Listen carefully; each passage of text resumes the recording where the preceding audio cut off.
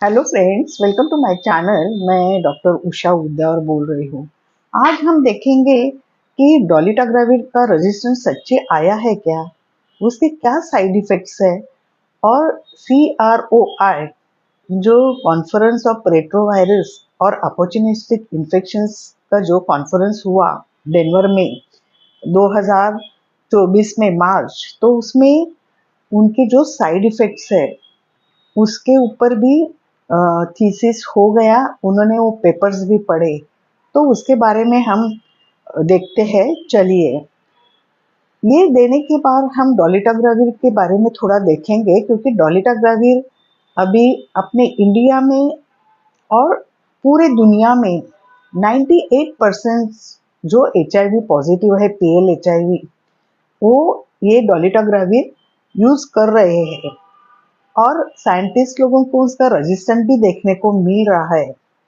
और दूसरा जो है उनके साइड इफेक्ट्स, वो कौन से है, तो वो साइड इफेक्ट्स के बारे में भी हम देखेंगे। लेकिन ये डोलिटाग्राविर क्या है, तो वो एक इंटीग्रेज है। उसका एक्शन क्या है, तो वो इंटीग्रेज इनिबिटर्स है। इनिबिटर्स माने वो जो HIV वायरस जब शरीर में आता है, तो जिसके शरीर में अटैक करते हैं उसको क्या बोलते हैं, होस्ट। तो वो जो DNA होता है होस्ट का, मीन्स वो पर्सन का DNA जो होता है, तो ये वहां जाके अटैक करके एक वायरल जीनोम तैयार करके एक इंटीग्रेज नामक एंजाइम तैयार करते हैं ये वायरस। और ये इंटीग्रेज तैयार होने के बाद उनका जो रेट्रोवायरल रेप्लिकेशन है वो बढ़ जाता है। और ये रेप्लिकेशन ही नहीं चाहिए, इसलिए हमने हमने मीन्स जो रिसर्चर्स थे उन्होंने डोलिटाग्राविर का यूज किया और उसका इफेक्ट भी अच्छा है। तो ये डोलिटाग्राविर आपको मालूम है वो किसके ऊपर एक्ट होता है, तो HIV-1 पेशेंट पे भी वो एक्ट होता है। HIV-2 पेशेंट में भी उसका रिजल्ट अच्छा है। HIV-1 और HIV-2 मिक्स पेशेंट भी होते हैं, उसमें भी उसका रिजल्ट अच्छा है। और अगर PL-HIV फीमेल जो ANC माने अगर उसको पेट से है, तो पहले डिलीवरी में अगर उसने नेविरापिन लिया होगा तो भी उसको डोलिटाग्राविर दे सकते हैं। और जो को इन्फेक्टेड पेशेंट है ट्यूबरकुलोसिस से, हिपेटाइटिस बी या हिपेटाइटिस सी के पेशेंट को भी डोलिटाग्राविर दे सकते हैं। सिर्फ उसका जो एक साइड इफेक्ट्स नहीं बोल सकते हैं, क्योंकि उसका अगर वो फर्स्ट ट्राइमेस्टर माने अगर कोई HIV फीमेल को बच्चा चाहिए, अगर वो बच्चा उसको चाहिए और अगर वो प्रेग्नेंट रहती है, तो उसको पहले 3 महीने लेने का है कि नहीं, ये वो डॉक्टर उसको रीअश्योर्स करते हैं। क्योंकि अगर पहले 3 महीने में दिया तो उसका न्यूरल इफेक्ट भी दिखाई देता है, लेकिन वो बहुत ही कम है, 0.0001 है। लेकिन हर एक डॉक्टर ने वो जो प्रेग्नेंट वीमेन है, PL-HIV मीन्स जो पॉजिटिव HIV है, उसको बताना जरूरी है कि ऐसा ऐसा हो सकता है, लेकिन अभी तक नहीं हुआ है। तो ये जो वो उनको एश्योर करना जरूरी होता है उन लोगों को। और वो इंटीग्रेट जो मैंने बोला एंजाइम, ये अगर ये डोलिटाग्राविर वो इंटीग्रेज एंजाइम को ही ब्लॉक करते हैं, तो उसका रिप्लिकेशन पावर कम हो जाता है। और उसके फायदे भी हमने देखे हैं डोलिटाग्राविर के, कि रैपिड वायरल सप्रेशन होता है। रैपिड वायरल सप्रेशन होता है वो विदिन 4 वीक्स में, मीन्स 1 महीने में ही पेशेंट को वो रैपिड वायरल सप्रेशन होता है। बाकी का जो हम पहले TLE देते थे, इफेवरेंस, उसका 12 वीक्स में होता था। तो इसमें जल्दी होता है और उनका साइड इफेक्ट्स भी कम है। लेकिन ये साइड इफेक्ट्स में क्या हो गया है, साइड इफेक्ट्स जो दूसरे लोगों के होते हैं कि रैश है, न्यूरोसाइकेट्रिक है और डिजीनेस है, तो ये मामूली है।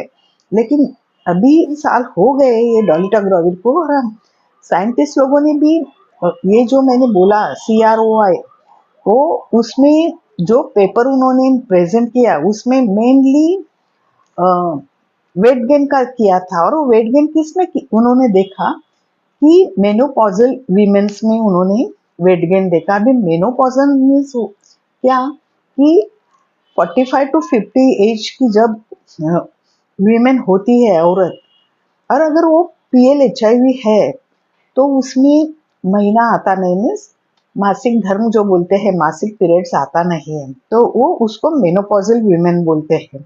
और प्री मेनोपॉजल मीन्स अगर उसका एज 45 से थोड़ा आगे पीछे हो तो वो वहां तक वो अभी जाएगी कि मेनोपॉज होता है, कि औरत का जो मासिक धर्म है वो बंद होता है। तो उन्होंने वो उसका ट्रायल किया था कि जो औरतें 40 साल के कम है उनके ऊपर उन्होंने ट्रायल किया, और अबाउ 40 साल के ऊपर जो है वो जो औरत अभी मेनोपॉजल स्टेज पे जा रही है उसमें उन्होंने देखा। तो जो प्री मेनोपॉजल है मीन्स 40 के पहली है उसमें इतना वजन उनका बढ़ा हुआ नहीं दिखा, लेकिन जो औरतें मेनोपॉजल स्टेट में है उनका वजन ज्यादा बढ़ गया। और जनरली ये उन्होंने अभी उसका भी ट्रायल चल रहा है कि उनके इसमें क्यों बढ़ रहा है, तो शायद वो हार्मोनल चेंजेस की वजह से भी हो सकता है, लेकिन उसका ट्रायल भी उनका चालू है।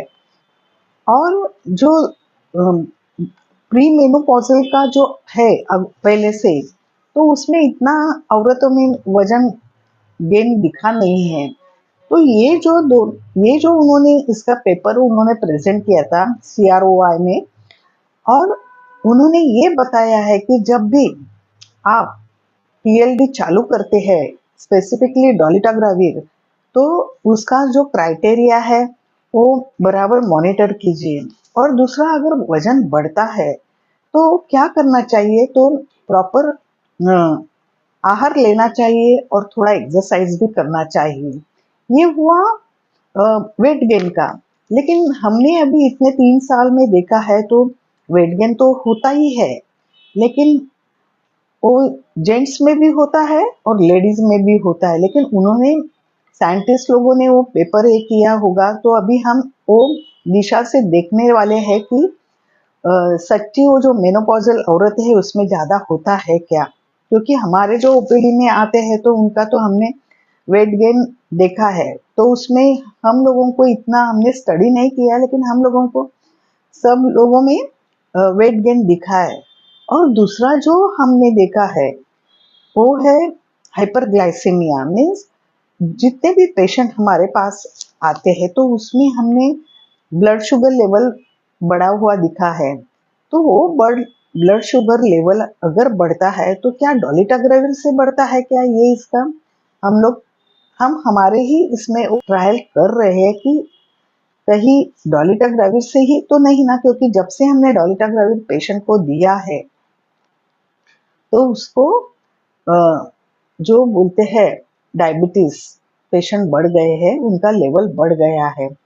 और आपको मालूम है अगर पेशेंट को डायबिटीज है और वो PL HIV है, तो जब हम मेटफॉर्मिन 500 मिलीग्राम देते हैं तो उसका डोज हमको बढ़ाना पड़ता है कि 1000 देना पड़ता है। तो ये हमने देखा है कि वेट गेन और दूसरा हाइपरग्लाइसेमिया में शुगर का हम लेवल है वो बढ़ता है। और जो तीसरा जो है वो रैश हमने माइल्डली देखे हैं, इतने नहीं है। तो बाकी के ये दो छोड़ के ये दो छोड़ के अगर हम पूरा ऑल ओवर अगर देखेंगे डोलिटाग्राविर का, तो वो अभी भी रेजिस्टेंट तो हमारे पेशेंट में नहीं दिखा है। तो भी ये सबसे अच्छा और पोटेंट रेजिम्स है कि TLD।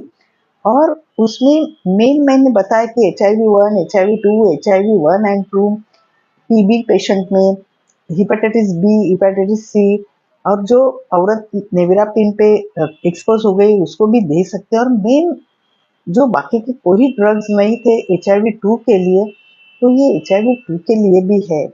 और इवन हम सेकेंड लाइन थर्ड लाइन को भी ये दे सकते हैं, क्योंकि उसका जेनेटिक बैरियर बहुत अच्छा है। तो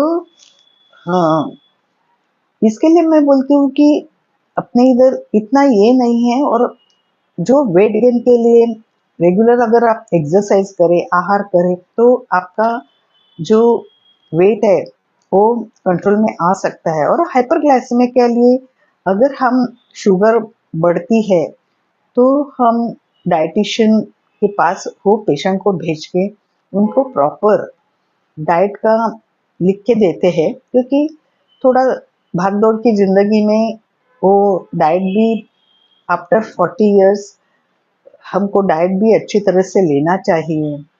तो व्यूअर्स, मुझे लगता है कि ये आपको अच्छा लगा होगा।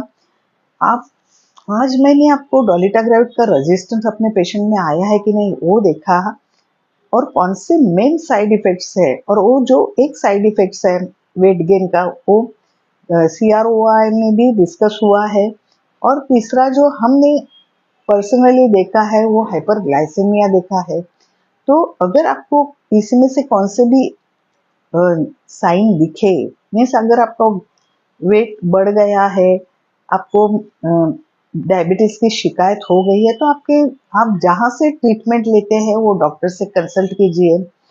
और अगर ये आपको वीडियो अच्छा लगा तो लाइक, कमेंट, शेयर, सब्सक्राइब जरूर कीजिए। धन्यवाद।